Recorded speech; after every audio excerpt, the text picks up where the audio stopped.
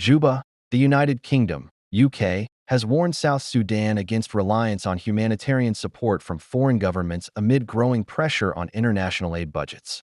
David Ashley, the UK ambassador to South Sudan, said while his government support the efforts of the revitalized Transitional Government of National Unity, it is the primary responsibility of Juba to ensure the welfare of its people.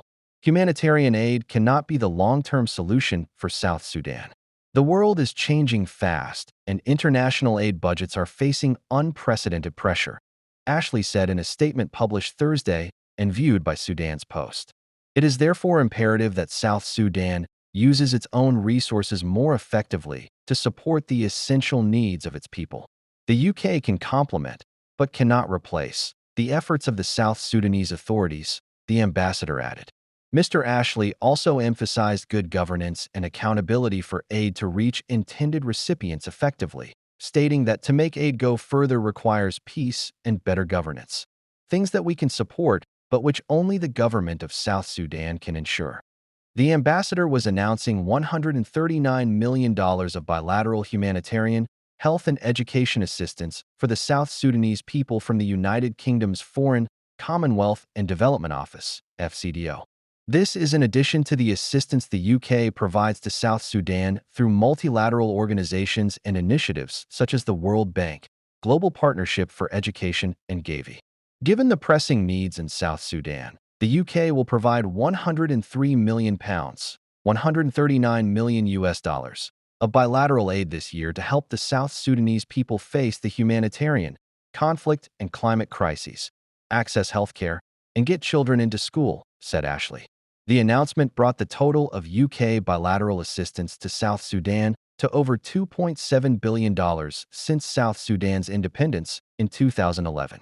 This assistance, the ambassador notes, has changed many lives and helped many hundreds of thousands of the most vulnerable South Sudanese access essential services. Thursday's announcement comes as the UK seeks to reduce its foreign aid budget. In February 2025, Prime Minister Keir Starmer announced a cut from 0.5% of gross national income, GNI, to 0.3% by 2027 to fund increased defense spending. This reduction, estimated to lower the aid budget from about £15.4 billion to £9.2 billion, marks the lowest aid spending level since 1999, according to The Guardian. The decision has drawn criticism from charities and development groups, who warn it could impact millions, particularly in areas like children's education and women's health in Africa. UK's stance on aid to South Sudan. 1. Significant aid reductions and shifts. In March 2025, the UK announced cuts in its overseas aid budget from 0.5% to 0.3% of GDP, amounting to around £6 billion, to redirect funds toward defense spending. Donor groups warned these cuts would have dire consequences for vulnerable countries, including South Sudan.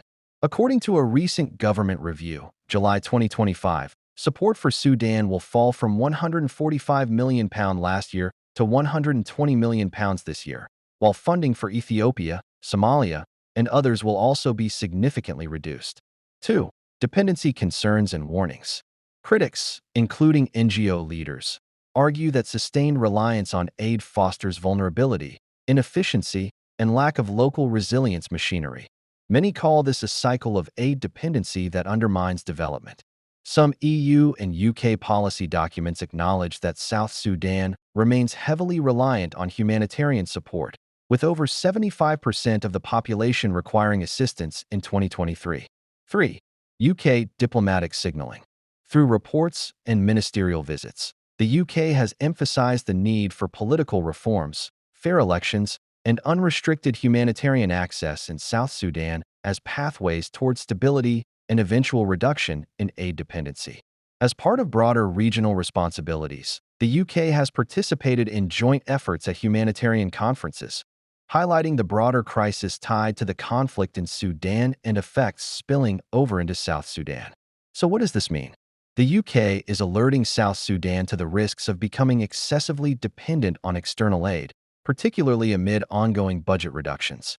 While aid continues, the UK's messaging implies that future funding will require political progress, more self-reliance, and transparent governance.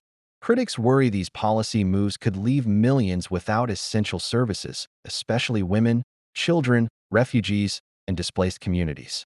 Now, South Sudan President General Salva Kiir has hung on many responsibilities which need has required his quick decision, including awaiting one-week warning from IGAD, EU, UN, and others peace partners to South Sudan.